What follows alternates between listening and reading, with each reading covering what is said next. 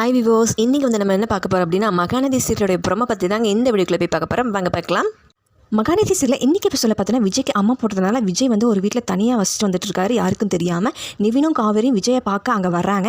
விஜய் வந்து கேட்குறாரு, காவேரி நீ எதுக்கு இங்கே வந்து அப்படின்னு. அதுக்கு காவேரி சொல்கிறாங்க, நான் இனிமேல் உங்கள் கூட தான் இருக்க போகிறேன், உங்களுக்கு உடம்பு சரியாகிற வரைக்கும் உங்கள் கூட தான் இருப்பேன் அப்படின்னு சொல்கிறாங்க விஜய் கிட்ட.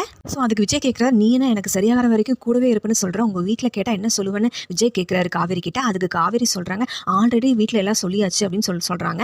அப்புறம் நிவின் வந்து விஜய் கிட்ட கேட்குறாரு, இந்த இடம் வந்து சேஃபான இடமா அப்படின்னு கேட்குறாரு. அதுக்கு விஜய் சொல்கிறாரு, அவ்வளோ ஈஸியாக வந்து போலீஸ்க்கு வந்து கெஸ் பண்ண முடியாத இடம் தான் அப்படின்னு சொல்கிறாரு. அதுக்கப்புறம் நிவினும் விஜய் கிட்ட பேசிட்டு அங்கே காவேரியை விட்டுட்டு அங்கேருந்து கிளம்பிடுறாருங்க. அதுக்கப்புறம் காவேரி வந்து விஜய் வந்து பயங்கரமாக கவனிச்சுக்கிறாங்க, ரொம்ப அக்கறையாகவும் பார்த்துக்கிறாங்க.